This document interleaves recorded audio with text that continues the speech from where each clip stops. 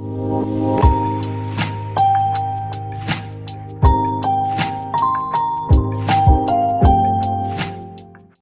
बच्चों, मेरा नाम है Riya Singh, soil science lecturer, Kanti group of college, Amrai गांव, रानीगंज। ठीक है, आज हम डिस्कस करेंगे टॉपिक सॉइल साइंस यानी मृदा विज्ञान के इंट्रोडक्शन के बारे में यानी परिचय के बारे में। ठीक है, तो सबसे पहले हम जानते हैं कि सॉइल साइंस के फादर कौन है ना। सबसे पहले हम जानेंगे, पहले हमें पता होना चाहिए कि मृदा विज्ञान के जनक कौन है। ठीक है, फादर ऑफ सॉइल साइंस, मृदा विज्ञान के जनक। मृदा विज्ञान के जनक कौन है? Doctor Vasily Vasilyevich Dokuchaev. ठीक है, मृदा विज्ञान के जनक कौन है? डॉक्टर वसीली वसीलीविच डाकुचेव, जिन्हें हम शॉर्टकट में क्या बोल सकते हैं? वीवी डाकुचेव। ठीक है, तो इनका जन्म हम पहले जानते हैं कि फिर इनका जन्म कब हुआ है। इनका जन्म कब हुआ है?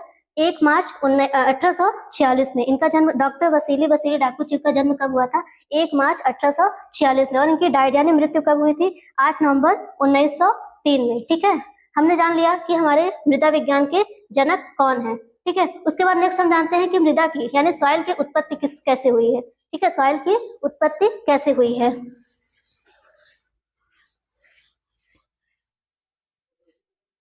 ठीक है, हम जानते हैं सॉइल, सॉइल क्या है? ठीक है, सॉइल यानी मृदा, मृदा की उत्पत्ति। सॉइल, मृदा की उत्पत्ति किस वर्ड से हुई है? लैटिन वर्ड के। ठीक है, मृदा की उत्पत्ति किससे हुई है?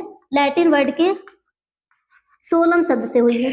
ठीक है, लैटिन वर्ड के सोलम शब्द से हुई है, जिसका अर्थ होता है फ्लोर, फ्लोर यानी फर्श। ठीक है, सबसे पहले हम जानते हैं कि सॉइल यानी मृदा शब्द की उत्पत्ति कैसे हुई है। मृदा शब्द की उत्पत्ति किससे हुई है? लैटिन भाषा के सोलम शब्द से हुई है। सोलम का मतलब क्या होता है? फ्लोर यानी फर्श। उसके बाद हम पढ़ते हैं, जैसे हमें पता चला कि जैसे हम सॉइल प्रोफाइल हमने पढ़ा है। सॉइल प्रोफाइल में हमने डिफरेंट होरिजन के बारे में पढ़ा है। ठीक है, O, A, B, C और R। सॉइल प्रोफाइल में ये 5 होरिजन होते हैं। तो इसमें जो A और B है, A और जो B संस्तर होता है, इसी को हम क्या कहते हैं? सोलम कहते हैं। A प्लस B संस्तर जो होता है, A प्लस B होराइजन। ठीक है, A प्लस B होराइजन जो होता है उसी को हम क्या कहते हैं? सोलम कहते हैं। ठीक है, A प्लस B जो होरिजन होता है उसी को हम क्या कहते हैं? सोलम कहते हैं। और इसी को हम A प्लस B को ही हम क्या कहते हैं? ट्रू सॉइल यानी सत्य मृदा।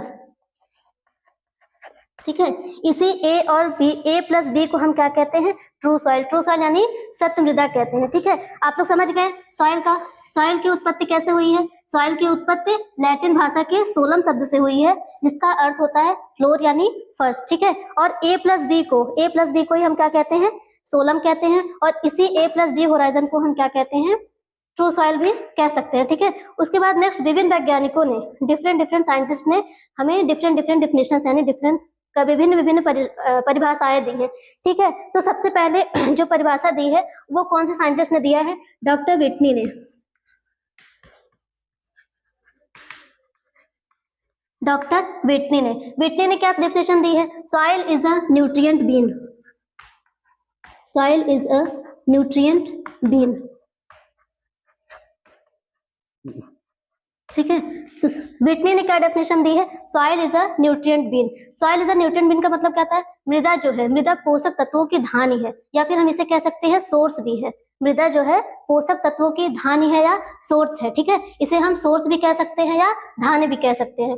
इसका मतलब ये होता है कि मृदा क्या है, सॉइल को हम क्या कह सकते हैं कि ये मृदा soil is a nutrient bin क्या है कि ये पोषक तत्वों की, मृदा क्या है? पोषक तत्वों की धानी है या थैला है। ठीक है, नेक्स्ट डेफिनेशन आपको दिया है हिलगार्ड ने। नेक्स्ट डेफिनेशन आपको दिया है हिलगार्ड ने। Soil is a upper loose and friable part of the earth.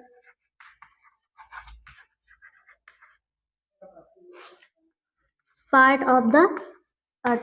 ठीक है, हिलगार्ड ने डेफिनेशन दी है, soil is a upper loose and friable part of the earth. यानी मृदा क्या है? मृदा पृथ्वी की ऊपरी ढीला एवं भुरभुरा भाग है। मृदा क्या है? पृथ्वी की ढीला एवं भुरभुरा भाग है। उसके बाद हमारे नेक्स्ट साइंटिस्ट आते हैं डॉक्टर डाकुचेव, वीवी डाकुचेव। ठीक है। नेक्स्ट साइंटिस्ट हमारे आते हैं डॉक्टर वीवी डाकुचु। जैसा कि आपको पता है कि डॉक्टर वीवी डाकुचु कौन है, हमारे मृदा विज्ञान के जनक हैं। ठीक है, हमारे मृदा विज्ञान के जनक है। उन्होंने क्या डेफिनेशन दी है, soil is a natural body. उन्होंने सॉइल की डेफिनेशन दी है, soil is a natural body.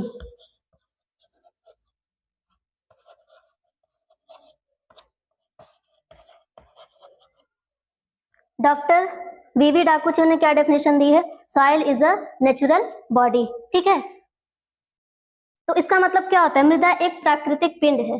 Soil is a natural body, ये किसने दिया डेफिनेशन, डॉक्टर वीवी डाकुचु यानी वसीली वसीलीविच डाकुचु ने दिया है। ठीक है, इसका मतलब उन्होंने क्या डेफिनेशन दी है, soil is a natural body यानी मृदा क्या है, एक प्राकृतिक पिंड है। मृदा क्या है, एक प्राकृतिक पिंड है। ठीक है, उसके बाद नेक्स्ट साइंटिस्ट आते हैं बचनर एंड ब्रेडी। ठीक है, नेक्स्ट साइंटिस्ट आते हैं बचनर और ब्रेडी। तो बचनर और ब्रेडी ने मृदा की क्या परिभाषा दी है, उसके बारे में हम पढ़ते हैं। ठीक है, उसके बारे में हम डिस्कस करते हैं। नेक्स्ट डेफिनेशन हमें दी है बचनर एंड ब्रेडी ने। बचनर और ब्रेडी ये भी एक साइंटिस्ट हैं जिन्होंने डेफिनेशन दी है मृदा की। ये क्या होता है, एक डायनामिक नेचर होता है। सॉइल क्या है, डायनामिक नेचर है। डायनामिक नेचर है। डायनामिक का मतलब होता है जैसे कि गतिशील, है ना। डायनामिक का मतलब क्या होता है, गतिशील। इन्होंने बचनर एंड ब्रेडी ने बताया है कि मृदा क्या है, गतिशील पिंड है। ठीक है, मृदा क्या है, गतिशील पिंड है, यानी कि इसकी प्रक्रिया जो होती है, इसकी प्रक्रिया क्या अनवरत चलती रहती है। इसकी प्रक्रिया क्या है, अनवरत चलती रहती है। इसे हम क्या कर सकते हैं, आंखों से नहीं देख सकते। ठीक है, इसे हम क्या कर सकते हैं, आंखों से नहीं देख सकते हैं। उन्होंने बताया कि इसका नेचर कैसा होता है, डायनेमिक होता है, यानी एक गतिशील पिंड होता है जिसे हम आंखों से नहीं देख सकते हैं और इसकी प्रक्रिया क्या है, अनवरत चलती रहती है। ठीक है, उसके बाद फिर हम पढ़ते हैं कि नेक्स्ट डेफिनेशन जो दिया है उन्होंने जेनी ने दिया है। जेनी ने दिया है। ठीक है, जेनी ने क्या डेफिनेशन दिया है, जेनी ने बताया soil is formed due to act of climate and organism. Soil is formed due to act of climate and organism on parent material. Parent material.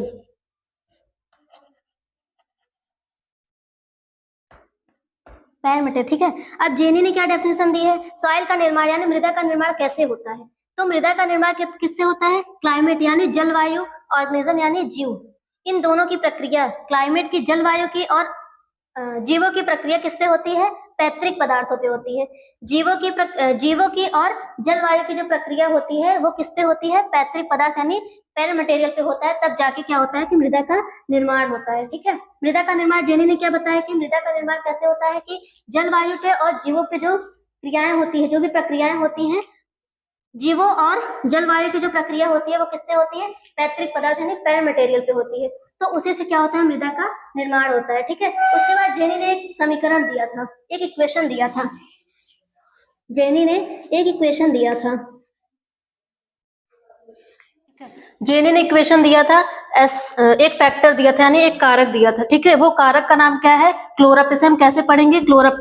क्लोरप्ट का मतलब होता है सीएल, क्लोरप्ट CLORP और T होता है। ठीक है, सीएल का मतलब क्या हो जाएगा, क्लाइमेट यानी जलवायु होगा, और O का मतलब क्या हो गया, ऑर्गेनिज्म यानी जीव। इसे हम O के जगह पे B भी लिख सकते हैं, यानी इसका मतलब क्या होगा, बायोस्फीयर यानी जैवमंडल हो सकता है। ठीक है, उसके बाद R का मतलब हो जाएगा रिलीफ या टोपोग्राफी यानी स्थलाकृति हो जाएगा। ठीक है, नेक्स्ट आपका P से है पेरेंट मटेरियल यानी पैतृक पदार्थ। उसके बाद नेक्स्ट आपका T है, T का मतलब क्या हो जाएगा, टाइम। इन सारे कारकों की जो क्रिया हुई है वो किस पे हुई है, मृदा पे हुई है, तब जाके क्या हुआ, मृदा का निर्माण हुआ है। ये सारे फैक्टर किसने दिया था, जेनी ने दिया था। ये सारे फैक्टर इक्वेशन जो दिया था वो जेनी ने दिया था। ये सारे फैक्टर की, ये जो सारी क्रियाएं होती हैं वो किस पे होती हैं, मृदा पे होती हैं। ये सारी क्रियाएं मृदा पे होंगी तब जाके क्या होगा, मृदा का निर्माण होता है। ठीक है, ये इक्वेशन किसने दिया था, जेनी ने दिया था। अब एस का मतलब क्या हो जाएगा आपका, सॉइल हो जाएगा। एफ का मतलब क्या हो जाएगा, फैक्टर यानी कारक हो जाएगा। ठीक है, ये कारक, ये सारे कौन से हैं, कारक है। ये CLORPT ये सारे क्या हैं, सॉइल के कारक है यानी फैक्टर है। ठीक है, इसका मतलब ये हमने आपको समझा दिया है। Thank you so much.